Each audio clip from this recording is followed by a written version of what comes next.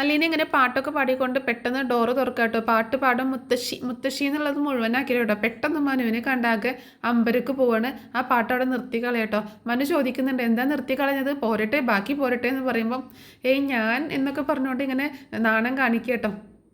എന്നിട്ട് മുത്തശ്ശി പറയുന്നുണ്ട്, ദേ ഇവള് നിമിഷ കവിയാണ്, എന്നെപ്പറ്റി പാട്ടുണ്ടാക്കലാണ് ഇവളുടെ മെയിൻ ഹോബി എന്നൊക്കെ പറയട്ടോ. അങ്ങനെയൊന്നുമില്ല മുത്തശ്ശി ഒന്നും മിണ്ടാതിരിക്കുന്നൊക്കെ ആംഗ്യം കാണിക്കുകയാണ് അലീന. അപ്പോൾ മനു പറയുന്നുണ്ട് അങ്ങനെയാണോ എന്ന് ചോദിക്കുകയാണ് കേട്ടോ. അപ്പോൾ അങ്ങനെയൊന്നുമല്ല, ഞാൻ ചുമ്മാ മുത്തശ്ശി പറയാമെന്ന് പറയണം.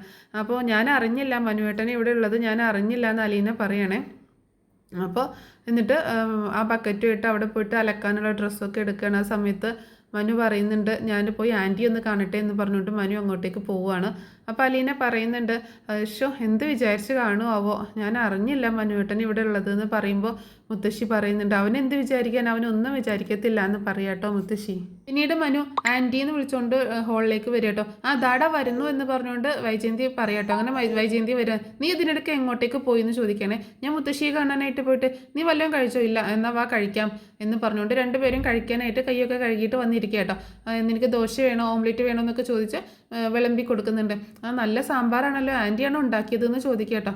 ഞാനല്ല അലീന, അവൾ കുഞ്ഞുമോള് ചേച്ചി പോയില്ലേന്ന് ചോദിക്കാം മനു. അവൾ പോയി, അലീനയാണ് ഉണ്ടാക്കിയത് എന്ന് പറയട്ടോ.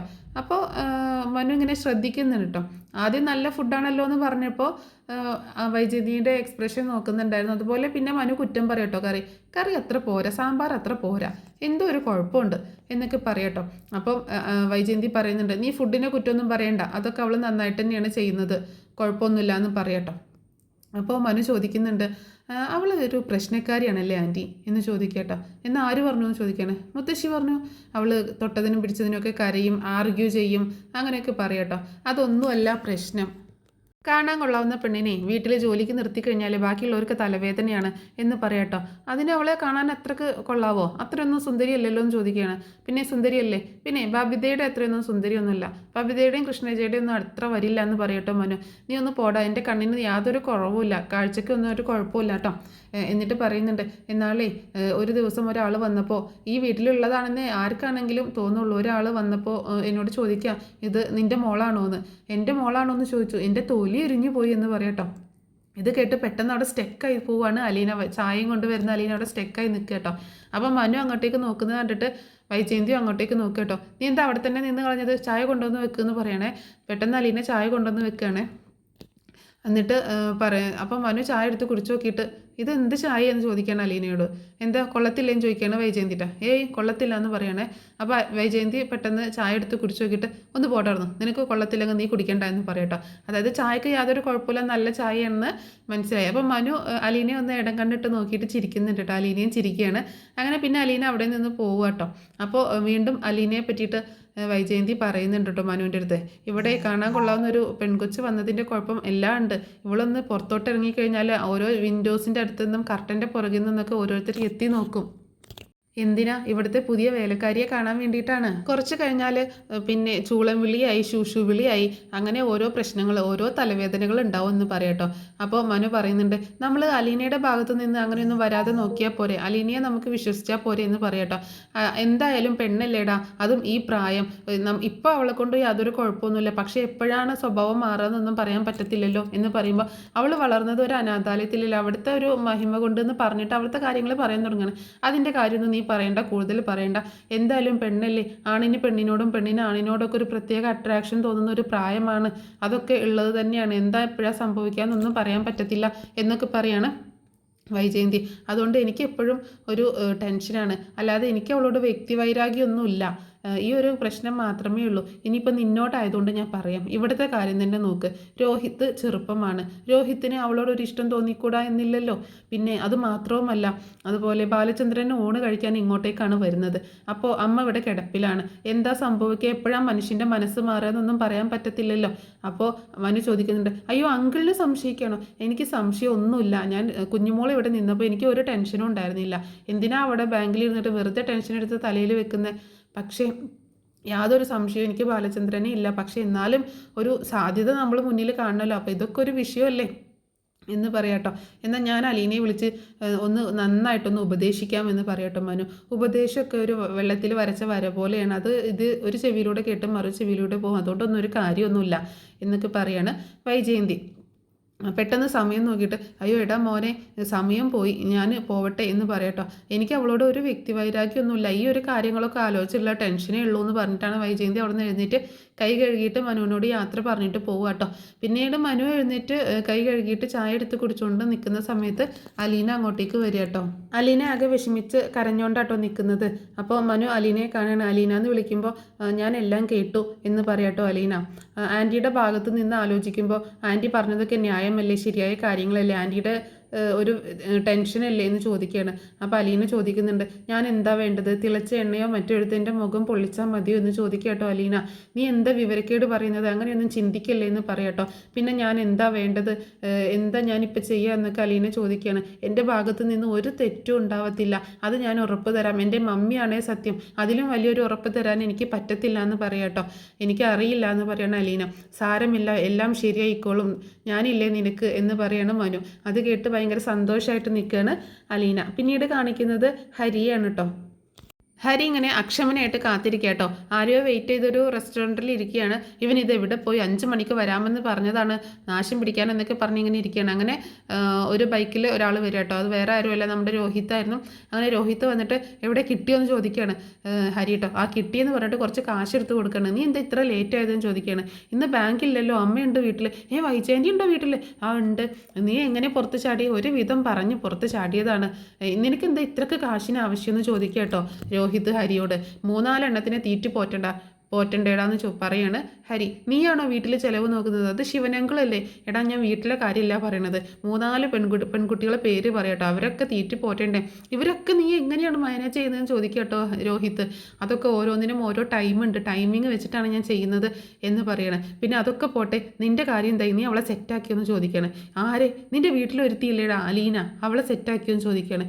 ഞാനൊന്നിനുമില്ല, എനിക്ക് പേടിയാണ്, എനിക്ക് അതിനുള്ളൊരു ധൈര്യമൊന്നും കിട്ടുന്നില്ല എന്ന് പറയട്ടോ രോഹിത്ത്.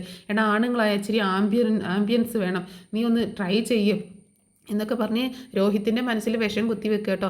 നീ എങ്ങനെയെങ്കിലുമൊക്കെ ഒന്ന് സോപ്പിട്ട് അവളോട് നല്ല സ്നേഹത്തിൽ ഇട്ട ചുരിദാർ ഭംഗിയുണ്ട്, അത് ഭംഗിയുണ്ട്, ഇങ്ങനെയൊക്കെ പറഞ്ഞിട്ടൊന്ന് സെറ്റാക്കി വെക്കുക. പിന്നെ നിൻ്റെ അമ്മയുടെ കുറച്ച് കുറ്റങ്ങളും പറഞ്ഞു. എടാ അതിനൊക്കെ ഒരു അവസരം കിട്ടണ്ടേ? അവസരമാണോ കിട്ടാത്തത്? അവളൊന്ന് ആശ്വസിപ്പിക്കാൻ നിൻ്റെ അമ്മ ഏത് സമയവും വഴക്ക് പറയും.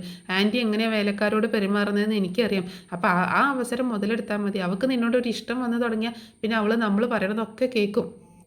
എന്നോട് അവൾക്കൊരു ക്രഷ് ഉണ്ട്, പക്ഷേ ഞാൻ നിനക്ക് വിട്ട് തന്നതാണ്. പോടാ, ചുമ്മാ വെറുതെ ഒന്നും പറയില്ലേ എന്ന് പറയാട്ടോ രോഹിത്ത്. കഴിഞ്ഞ ദിവസം ഞാൻ അവിടെ നിൻ്റെ വീട്ടിൽ വന്നില്ലേ, ഞാൻ പറയാതെ തന്നെ അവൾ എനിക്ക് കോഫി ഇട്ട് തന്നു. പിന്നെ നിൻ്റെ റൂമിൽ വെച്ച് ചെറുതായിട്ടൊരു കിസ്സിങ്ങും നടന്നു. എടാ പോടാ, വെറുതെ തള്ളല്ലേ എന്ന് പറയാം. നീ വേണേൽ മുത്തശ്ശിയോട് ചോദിച്ചു നോക്ക്, അവൾ എനിക്ക് കോഫി ഇട്ട് തന്നില്ലേന്ന് ചോദിച്ചു നോക്ക് പറയണം. ആണോ, എന്നാൽ ഒന്ന് നോക്കാമല്ലേ എന്നുള്ള രീതിയിൽ ഇരിക്കുകയാണ് രോഹിത്ത്. നീ ഒന്ന് ട്രൈ ചെയ്യടാ, അവൾ സെറ്റാവും എന്നൊക്കെ പറഞ്ഞ് വിഷം കുത്തി വെക്കുക കേട്ടോ ഹരി രോഹിത്തിൻ്റെ മനസ്സിലെ.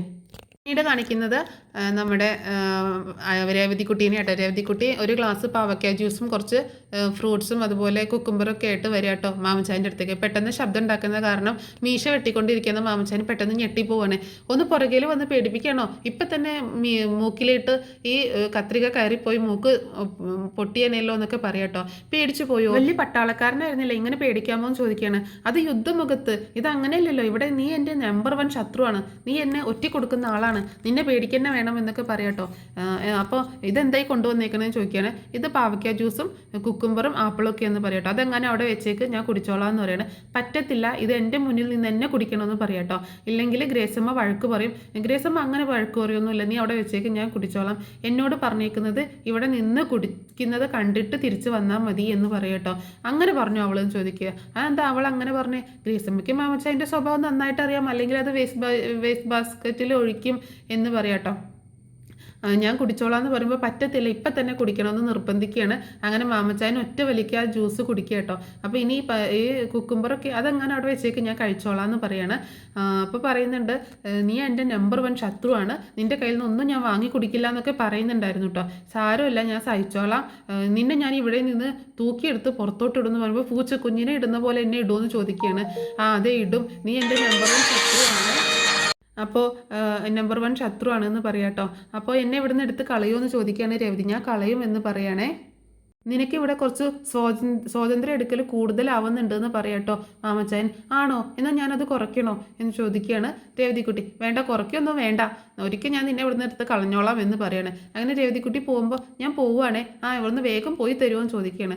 എന്നിട്ട് പോകുന്ന വഴിക്ക് തിരിഞ്ഞ് നിന്നിട്ട് ഒന്നുകൂടി ചോദിക്കുന്നുണ്ട്, പാവയ്ക്ക ജ്യൂസ് ഒരു ഗ്ലാസ് കൂടി എടുക്കട്ടെ? ഞാനല്ലേ ശത്രുള്ളൂ, മിത്രമായിട്ട് പ്രഷർ, കൊളസ്ട്രോള്, ഷുഗർ എല്ലാ സംഭവങ്ങളും ഉണ്ടല്ലോ എന്ന് പറയുമ്പോൾ മാമച്ചായൻ പെട്ടെന്ന് അവൾ അടിക്കാനായിട്ട് ഓടി വരികയാണ്. പക്ഷേ രേവതിക്കുട്ടി പെട്ടെന്ന് ഓടിപ്പോവുക കേട്ടോ. മാമച്ചായൻ അവൾ പോയ വഴിയെ പെട്ടെന്ന് ഇങ്ങനെ നോക്കി നിൽക്കുകയാണ്. ഇത് കാണിച്ചുകൊണ്ടാണ് എപ്പിസോഡ് അവസാനിക്കുന്നത്. പിന്നീട് നാളത്തെ പ്രമോ ആണ് കാണിച്ചിട്ടുള്ളത് കേട്ടോ.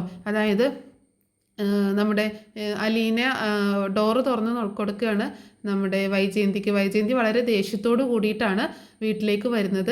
വളരെ ചിരിച്ചുകൊണ്ടാണ് അലീന നിൽക്കുന്നത്. അപ്പോൾ വളരെ ദേഷ്യത്തോട് കൂടിയിട്ട് അകത്തേക്ക് കയറി വന്നിട്ട് അലീനയെ ക്വസ്റ്റ്യൻ ചെയ്യാട്ടോ വൈജയന്തി, എൻ്റെ മോതിരം എവിടെയെന്നൊക്കെ ചോദിക്കുന്നുണ്ട്. അപ്പം വൈജയന്തിയുടെ ഒരു മോതിരം കാണാനില്ല. അത് കാണാതായിട്ട് എല്ലാവരോടും ചോദിക്കുക കേട്ടോ. അപ്പം ബബിതയുടെ അടുത്തും എല്ലാവരോടും ചോദിക്കുമ്പോൾ അവരൊന്നും കണ്ടിട്ടില്ല എന്ന് പറയുന്നുണ്ട്. അലീനയും പറയുന്നുണ്ട് ഞാൻ കണ്ടിട്ടില്ല എന്ന് പറയാം കേട്ടോ. അപ്പോൾ നീ കണ്ടിട്ടില്ലേ, നീ അത് എടുത്തു വെച്ചിട്ടുണ്ടാവും എന്നൊക്കെ പറഞ്ഞിട്ട് വളരെയധികം ഷൗട്ട് ചെയ്യുക കേട്ടോ. അപ്പോൾ അലീന പറയുന്നുണ്ട് ഞാൻ എടുത്തിട്ടില്ല മാഡം, എനിക്കറിയത്തില്ല എന്ന് പറയുമ്പോൾ ബബിത പറയുന്നുണ്ട് ഈ വീട്ടിൽ എല്ലാവരും കണ്ടിട്ടുണ്ട് അമ്മയുടെ കയ്യിലാ മോതിരം, ഇവൾ മാത്രം കണ്ടിട്ടില്ല എന്ന് പറയുമ്പോൾ അതിലെന്തോ ഒരു കള്ളത്തരമല്ലേ എന്ന് പറയാം കേട്ടോ. അപ്പോൾ എൻ്റെ കയ്യിലില്ല, ഞാൻ എടുത്തിട്ടില്ല എന്നൊക്കെ പറയുമ്പോൾ വൈജയന്തിക്ക് വിശ്വാസം വരുന്നില്ല കേട്ടോ. എന്നിട്ട് മുത്തശ്ശിയുടെ റൂമിലേക്ക് വന്നിട്ട് അലീനയുടെ ബാഗൊക്കെ കുടഞ്ഞിട്ട് പരിശോധിക്കുക കേട്ടോ.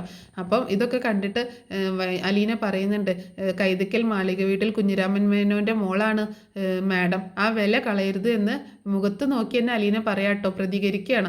അപ്പം വളരെ ദേഷ്യത്തോട് കൂടിയിട്ടാണ് വൈജയന്തി ആ റൂമിൽ നിന്ന് പോണത്. അപ്പം മുത്തശ്ശി ചോദിക്കുന്നുണ്ട് എന്താ മോൾ എന്ത് പറ്റിയെന്നൊക്കെ ചോദിക്കുന്നുണ്ട്. മുത്തശ്ശിയുടെ കൊച്ചുമോളുടെ ഒരു മോതിരം കാണാനില്ല, അത് ഞാൻ എടുത്തോന്ന് അറിയാൻ എൻ്റെ ബാഗ് പരിശോധിച്ചതാന്നൊക്കെ പറയാട്ടോ. അങ്ങനെ വൈജയന്തി അതവിടെ വലിയൊരു ഇഷ്യൂ ആക്കുകയാണ്. പിന്നീട് ബാലചന്ദ്രനൊക്കെ വന്നിട്ട് വൈജയന്തിനെ വഴക്ക് പറയുന്നുണ്ട്, അലീനയുടെ ബാഗ് പരിശോധിച്ചു എന്നൊക്കെ കേട്ടിട്ടോ. അങ്ങനെ വേറെ ആരുമില്ല, മോതിരം എടുത്തിട്ടുണ്ടാവില്ല, നമ്മുടെ രോഹിത് ആയിരിക്കും. രോഹിത് അത് എടുത്തുകൊണ്ട് പോയിട്ട് വിൽക്കുക, പണയം വെക്കുക, അങ്ങനെ എന്തെങ്കിലും ചെയ്തിട്ടുണ്ടായിരിക്കും കേട്ടോ. അപ്പോൾ അങ്ങനെയാണിത് തെളിയുന്നത്. അല്ലെങ്കിൽ ആ മോതിരം വേറെ എവിടെയെങ്കിലും സ്ഥലത്ത് നിന്ന് കിട്ടാനും സാധ്യതയുണ്ട്. അപ്പോൾ എന്താണെങ്കിലും ഡീറ്റെയിൽ ആയിട്ട് പ്രൊമോ റിവ്യൂ ആയിട്ട് ഞാൻ അപ്ലോഡ് ചെയ്യുന്നതായിരിക്കും കേട്ടോ. നാളത്തെ എപ്പിസോഡിൻ്റെ പ്രൊമോ റിവ്യൂ ഡീറ്റെയിൽ ആയിട്ട് അപ്ലോഡ് ചെയ്യുന്നതായിരിക്കും. അപ്പോൾ ഇന്നത്തെ ഈ സ്റ്റോറി നിങ്ങൾക്ക് ഇഷ്ടപ്പെട്ടിട്ടുണ്ടെങ്കിൽ ഒന്ന് ലൈക്കും സബ്സ്ക്രൈബും കമൻറ്റൊക്കെ ചെയ്യാം കേട്ടോ. Thanks for watching.